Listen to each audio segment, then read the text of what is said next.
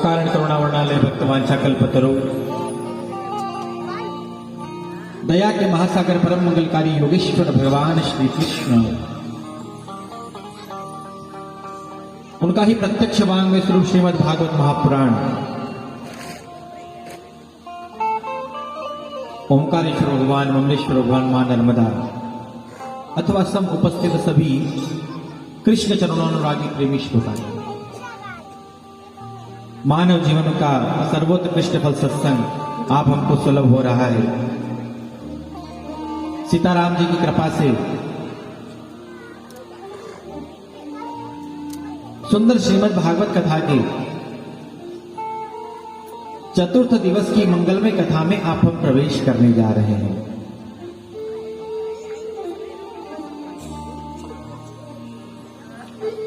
श्रीमद् भागवत कथा जो मंगल को भी मंगल प्रदान करती है, आनंद को भी आनंद प्रदान करती है,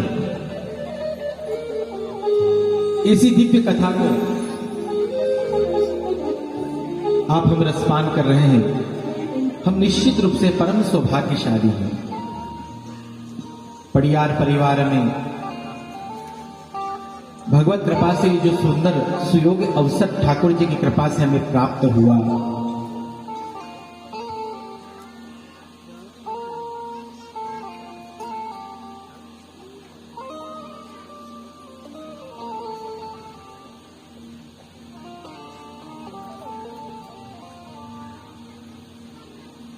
भगवत कृपा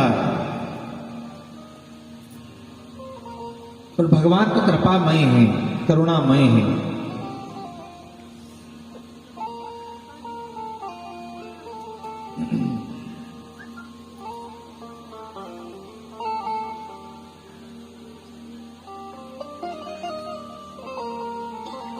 आइए उस दिव्य कथा में आप प्रवेश करें। कल कथा का प्रसंग कहां तक किया था श्रवण आप लोगों ने? कोई बताएगा हमको? क्यों घनश्याम भैया कहां थे हम? कल कहां तक सुना था आपने? बाली नहीं, बाली नहीं, बली।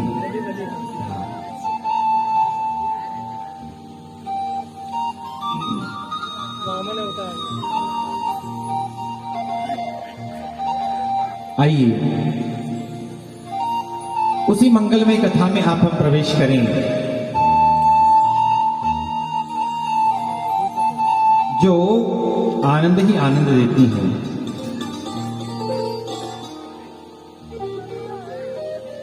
आहा,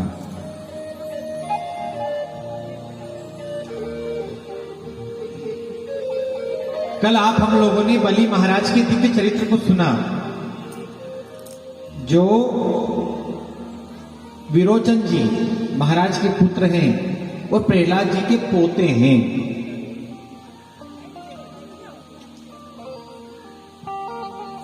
आहा, ऐसे परमदानी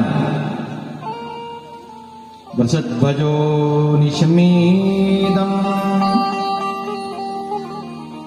यो शिद्रिपेण दानवन, परम दानवान श्री प्रहलाद जी के पोते हैं।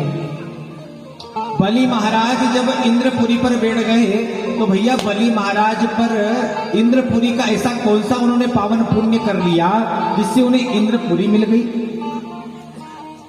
जिससे वह इंद्र बन गए? भैया बलि महाराज पूर्व जन्म में एक ब्राह्मण थे और बलि महाराज एक सुगंधित पुष्प की माला भोलेनाथ पर चढ़ाने के लिए ले जा रहे थे। अच्छा इत्र वित्र डालकर भोलेनाथ पर चढ़ाने के लिए ले जा रहे थे।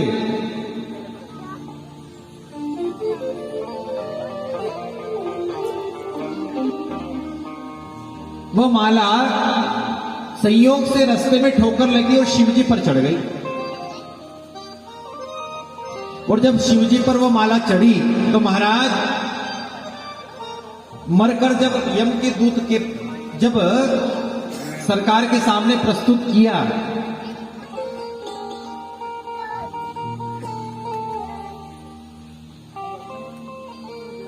यम की यातना बड़ी विचित्र यातना है। यम की यात्रा से कौन बच सकता है? कल भी मैंने निवेदन किया कि जो माथे पर रोज तिलक धारण करता हो, जो गले में रोज कंठी धारण करता हो, जो भगवान का नाम नित्य अपने हृदय में निवास, हृदय में निरंतर जिसका स्मरण बना रहता हो, वह व्यक्ति यम की यात्रा से बच सकता है। एक पंडित जी थे, ध्यान से सुनिएगा।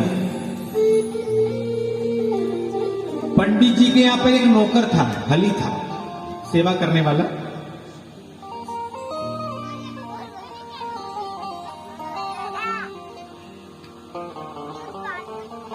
धीवर जाति का था, मल्लाह था। एक दिन उसका शरीर पूरा हो गया, ध्यान से सुनिएगा, बहुत साल बीत गए। एक दिन वही व्यक्ति पंडित जी के सामने खड़ा हो गया।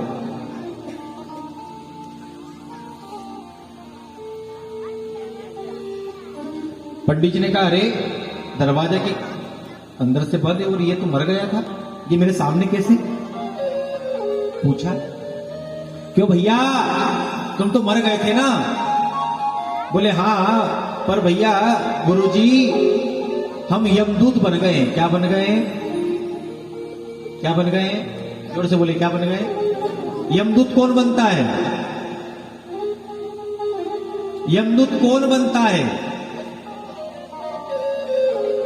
बोले भैया, जो जीव, जो मानव 100 बार नरक के चक्कर लगा ले, कितनी बार? कितनी बार? भगवान कृपा कर करके बार बार मनुष्य बनाते हैं, पर 100 बार जो नरक के चक्कर लगा ले तो यमराज बड़े खुश हो जाते हैं। यमराज कहते हैं, भैया इसको नरक से बड़ा प्रेम है, बड़ा भगत है ये नरक का, इसलिए इसको भैया यही सेवा के लिए लगा दो। इसलिए उसको क्या बना देते हैं? यमदूत। बोले गुरुजी मैं यमदूत बन गया। अच्छा, तो तुम क्या करने आए? बोले आपके मोहल्ले में जो सेठ जी रहते हैं ना, उनको लेने आए हम। ध्यान से सुनिए, नरक की यात्रा कैसी होती है। आपके मोहल्ले में जो सेठ जी हैं, उनको लेने आए हम। अरे वो सेठ जी तो अभी अभी 10 मिनट पहले तो मेरे पास आके अपने पोते का लगन शोधन करवा के गए।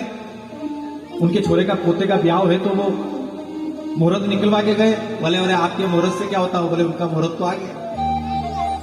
आपके मुहूर्त से क्या होता है? पंडित जी ने कहा, ये तो बहुत आश्चर्य की बात है, अगर तुम्हारी बात सही निकली तो ये तो वास्तव में। अब आप जा रहे हैं? अरे रुको ना, नहीं नहीं नहीं नहीं, अब उसका टाइम आ गया हम तो। अच्छा तुम बीच बीच में आते रहना। थोड़ी देर बाद मोहल्ले की घटना थी, मोहल्ले में से रोने गाने की आवाज आई। सेठ जी को अचानक पेट में दर्द हुआ और सेठ जी मृत्यु तो बहाना बनाती है। अब गुरुजी को बड़ा पक्का विश्वास हो गया कि उसकी बात बिल्कुल सत्य थी। अब बीच बीच में जितना समय मिलता वो कभी कभी गुरुजी के पास आता रहता, 1-2 मिनट के लिए। एक दिन भैया आया तो गुरुजी ने कहा, अरे सुनो। क्या? बोले हम तुमसे कुछ मांगे? बोले मांगो। बोले हमको भी नर्क देखना है, स्वर्ग देखना है। क्या देखना है? बोले कि महाराज वहां पर सशरीर नहीं जा सकते, वहां पे तो मरने के बाद ही जाना पड़ता है। ठीक है, प्रयास करें। एक दिन भैया यमराज बड़े प्रसन्न हुए, और यमराज इतने प्रसन्न हुए किस पर? उस यमदूत पर। अरे तुम बहुत अच्छे काम करते हो, तुम बड़े सेवाभावी हो, तुम कर्तव्य परायण हो, तुम एक भी काम बिना गलती किए नहीं करते, तुम बहुत अच्छे आदमी हो, हम तुम पे बड़े प्रसन्न हैं, मांगो क्या चाहिए। उस यमदूत ने हाथ जोड़ के कहा कि यमराज अगर आप प्रसन्न हैं तो हमारे गांव के गुरुजी हैं, वो नर्क देखना चाहते हैं।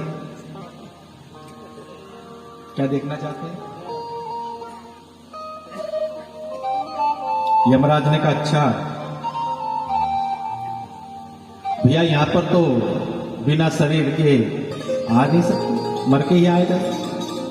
कोई बात नहीं, तुमने पहली बार हमसे कुछ मांगा है, इतने सालों में तुमने कभी कुछ मांगा भी नहीं और हम बड़े प्रसन्न हैं, इसलिए जाओ पंडित जी को खटिया सहित उठा लाओ। गुरुजी जो सो रहे थे ना रात में, खटिया सहित काल पहुंच गए, यमदूत उठा लाए, नरक में पहुंचे। अब वो व्यक्ति, अब गुरुजी घबरा गए, बोले भैया ये क्या हुआ? दो चार यमराज से राम राम श्याम श्याम हुई, आओ पंडित जी भले आए। दो चार यमदूतों को साथ में कहीं कर दिया, भैया जाओ इनको नरक दिखाओ, नरक दिखाओ इनको।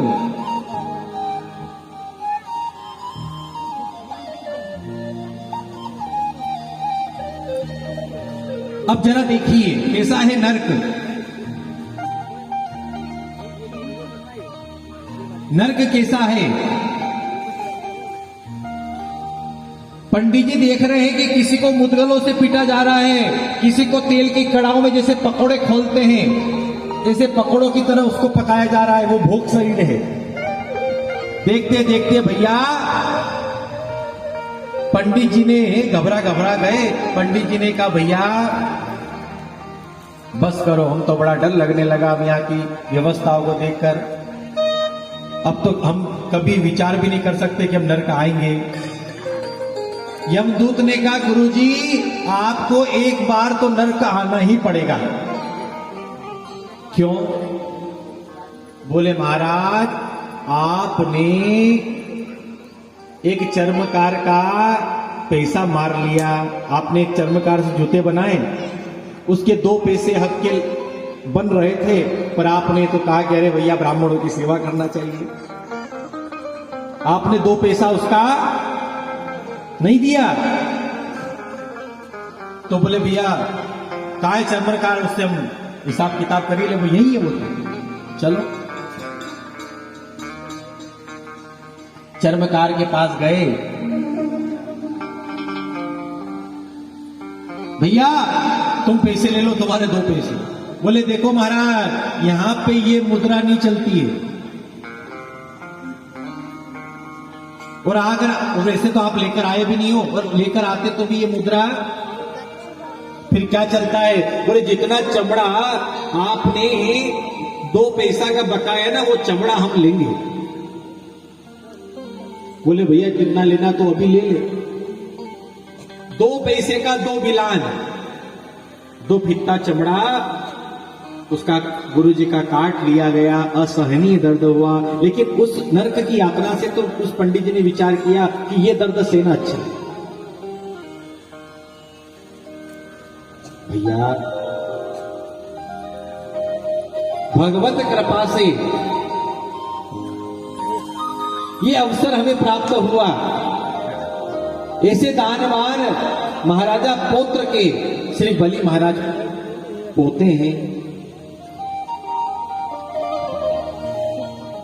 कल बलि महाराज ने, कल वामन भगवान ने बलि महाराज की सब धन को सर्वस्व अपने अधीन कर लिया।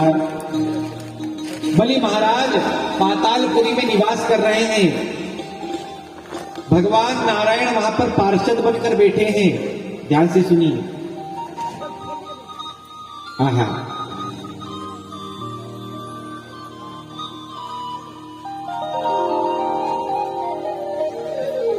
बहुत दिन हो गए वैकुंठ नहीं गए। पूछा लक्ष्मी जी ने नारद जी से, नारद जी मेरे स्वामी बहुत दिन हो गए वैकुंठ से लापता है, वो आखिर है कहां? बोले माता जी आपके पति देव ने ड्यूटी कर ली है। क्या कर ली है? जोर से बोलिए ना, क्या कर ली है? ड्यूटी। और हम भी क्या सोचते हैं कि हमारी ड्यूटी अभी नहीं है, हमारी ड्यूटी बचपने में नहीं है, हमारी ड्यूटी जवानी में नहीं है, हमारी ड्यूटी कब है? बुढ़ापे में। गांव में कथा होगी तब कब जाएंगे? बोलिए ना, हमारी ड्यूटी अभी नहीं है। तो भैया आपको विश्वास पक्का है क्या कि आपका बुढ़ापा भी आने वाला है? कई जवान हमारे बीच से जा रहे हैं, हमारे अपने जा रहे हैं। फिर हम कैसे कह सकते हैं कि हमारा बुढ़ापा भी आने वाला है? इसलिए भैया, हमारा शरीर आरोग्य हो तो जरूर यात्रा करते रहो। कभी जगन्नाथ जी की यात्रा करो, कभी ओंकारनाथ की यात्रा करो, कभी महाकाल की यात्रा करो, कभी अयोध्या जी की यात्रा करो। कई लोग हैं जो यात्रा करते ही रहते हैं, पर भैया कई लोग ऐसे हैं जो एक भी यात्रा नहीं करते, वो तो आखिरी यात्रा करते हैं। कौन सी? कौन सी? राम नाम। वो नहीं करेंगे तो भी करवा लेंगे।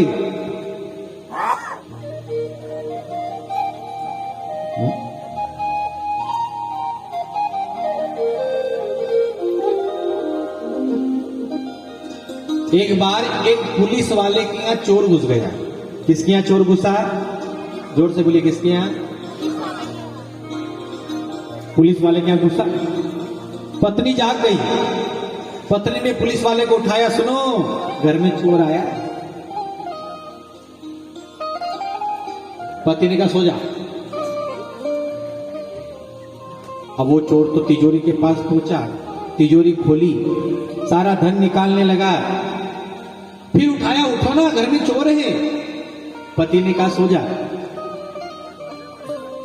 उसकी पत्नी ने सोचा कि अभी 2-3 दिन पहले ट्रेनिंग पर गए थे, हो सकता है इनको चोर पकड़ने की स्पेशल ट्रेनिंग सिखाई हो।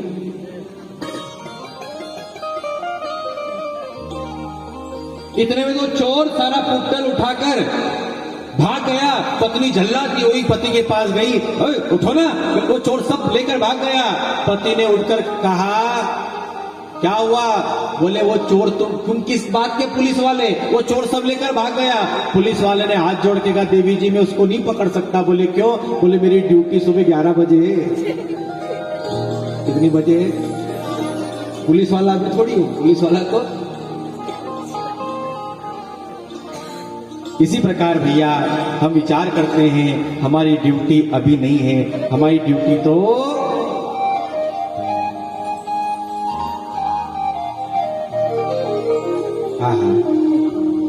लेकिन संतों ने कहा है तेल चमेली चंदन साबुन,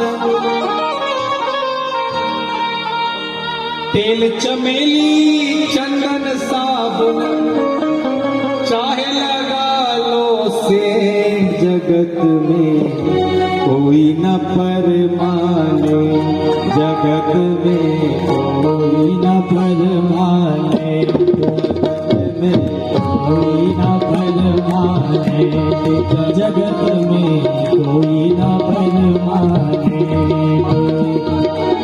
तेल चमेली चंदन साबुन, तेल चमेली चंदन साबुन चाहे लगा लो सेठ जगत में कोई न परमाने, जगत में कोई न परमाने। इसलिए जरा ताली बजाते हुए भाव से हर हरे महादेव।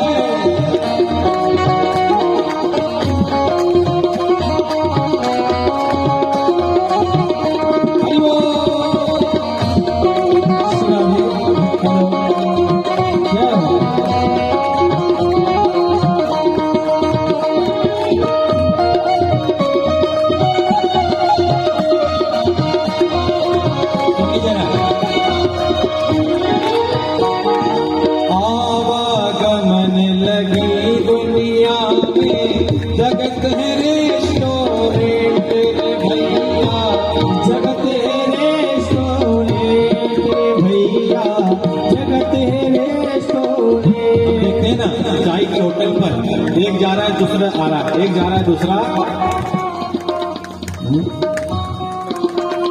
आवागमन लगा दुनिया में जगत है रेस्टोरेंट भैया, जगत है रेस्टोरेंट भैया, जगत है रेस्टोरेंट।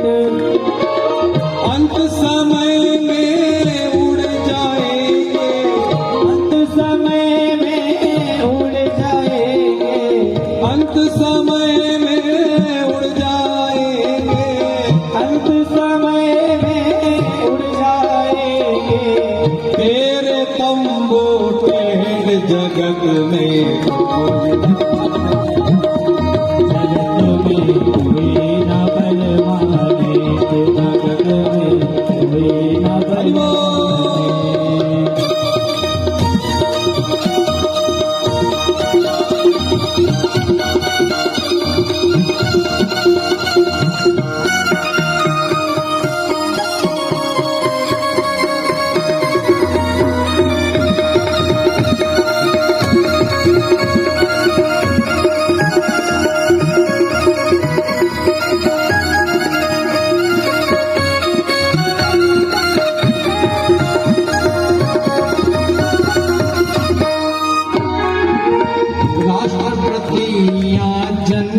कर्नल चाहे ओले पीने तेरे भैया, चाहे होले पीने तेरे भैया, चाहे होले पीने।